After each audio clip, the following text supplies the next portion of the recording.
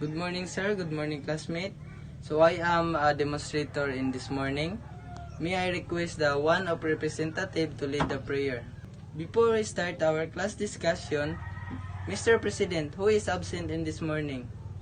Okay, very good. If you can still remember our last topic, so I'm introduce to you our new topic, and this is my classroom rules. Classroom rules. First is be quiet when the teacher is talking. Second, speak and listen when your classmate is answer the question. Third is listen to the teacher's discussion. The last one is raise your hands if you have a question of your teacher. So, we'll start our topic.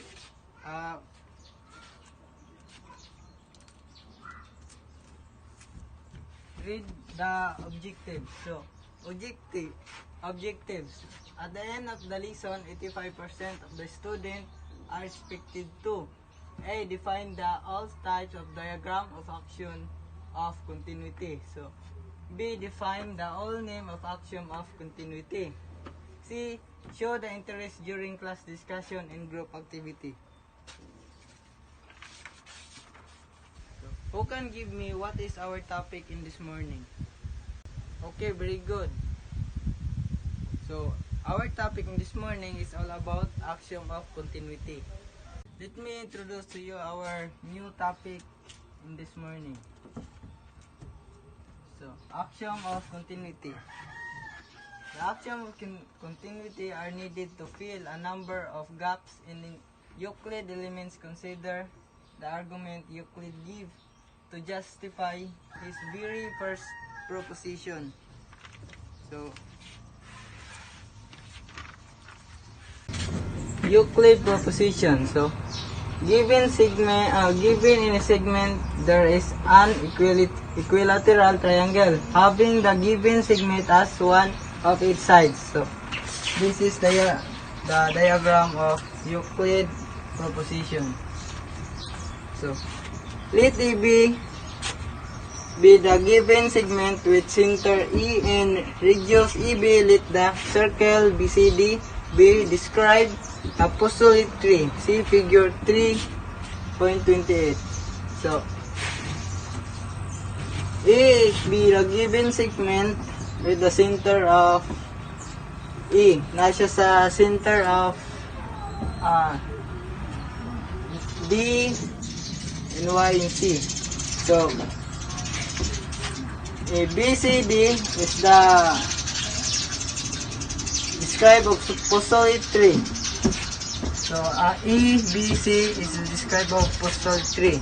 So, second is again with the center B and radius BE, let them circle E. CAB describe apostolate 3. So, again the B and the radius BA, let them circle A's. So, na sila sa sulod sa circle. Then, from a point of C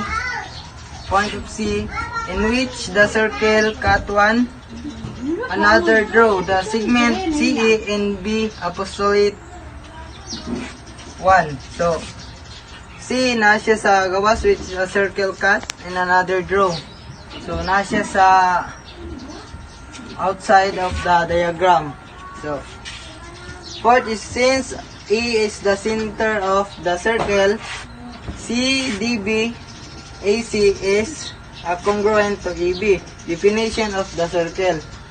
So, since ang E is the center, so the CD and B is the and AC is congruent of the AB.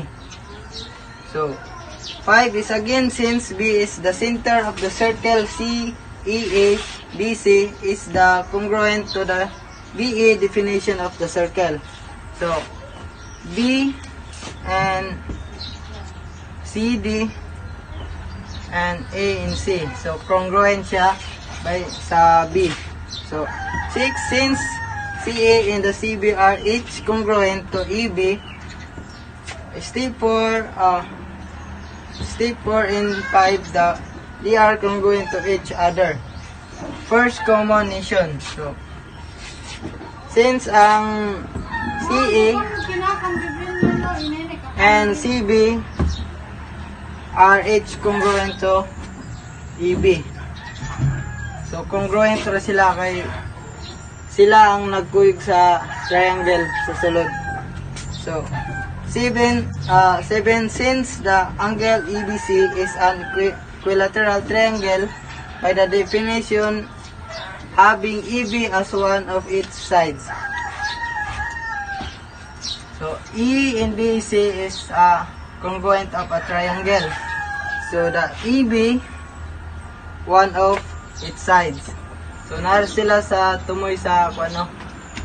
Next is elementary continuity principle. So, this is the diagram of elementary continuity principle. So, if one endpoint of a segment is inside a circle and the other outside them, the segment intersect the circle. So, if one endpoint of the segment is inside a circle, so the segment is the point of alphabet of O, then the other outside them, the segment intersect the circle. So, E, M, and B intersect siya sa circle. So, next is the Aristotle axiom. So, given any side of an acute angle and any segment EB, there exists a point Y in the given side of the angle. So, such that if X is the foot of the perpendicular from Y to the other side of the angle, YX greater than EB. So, the diagram is given such that is X is the foot of the perpendicular from Y to the other side of the angle, XY is greater than to EB. So, next is Archimedes axiom. Archimedes axiom, if a CD has any segment at any point in R in the R array with vertex A, then for every point B non-equal A or R, there is a number in such that when a CD is a lead of a time or R starting at a point E is reached such that in CD and E and header B equal E or B is between E and A. So, CD is a segment in a point in R array with a vertex A. So, vertex A. Then for every point BE is non-equal. So, dili sila equal of ilang mga points. So, on a order is a number in such that when a CD is a lead of n times R starting at E. So, a point E is reached such that an CD, so CD and AA. So this is a diagram. Let EB be any ray P any points not collinear with A and B and X, B, Y in an acute angle. Then there exists a point R on ray EB such that PRA less than of X, B, Y.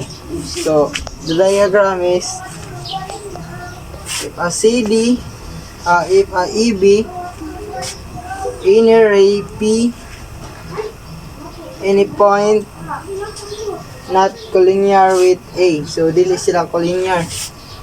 So and B and X x, b, y, any acute angle. So, then there exists a point R on ray AB, point R and ray AB. So, nasa sa tunga. So, such that a PRA is less than to XBR. So, less than ang PRA.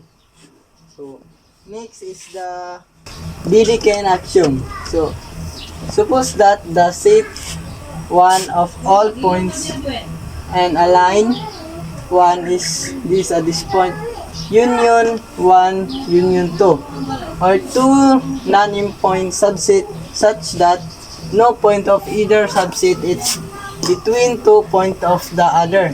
Then there exists a union point O and I such that one of the subset is equal to array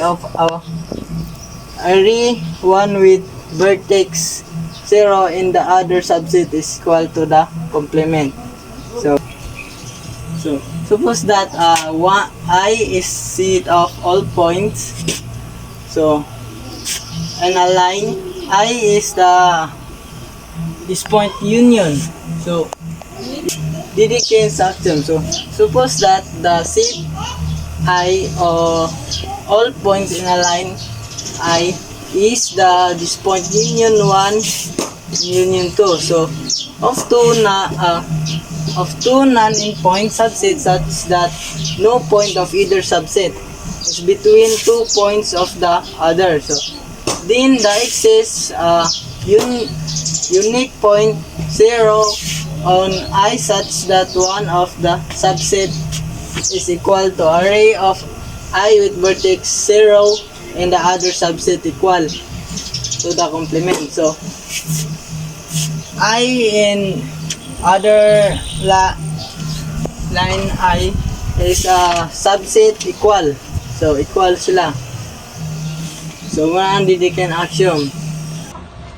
Since we are done our topic, I give you a second activity. So, same group and answer this activity.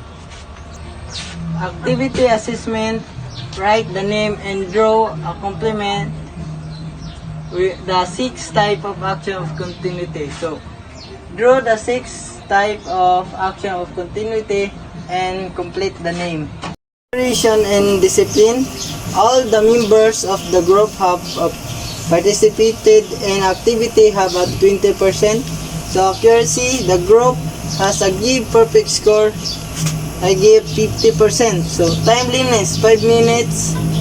Finish or before the given time, I give 30%. So, total of 100% points. So very good. The lowest point of your activity is got 85%. So, and I have a question. So, what is the purpose of action of continuity? Very good. So, now you can understand our topic. I give you some of review of this our topic. So, what is the element of continuity? Last question is, what is Euclid axiom continuity? Okay, very good. So, our last, this is the evaluating.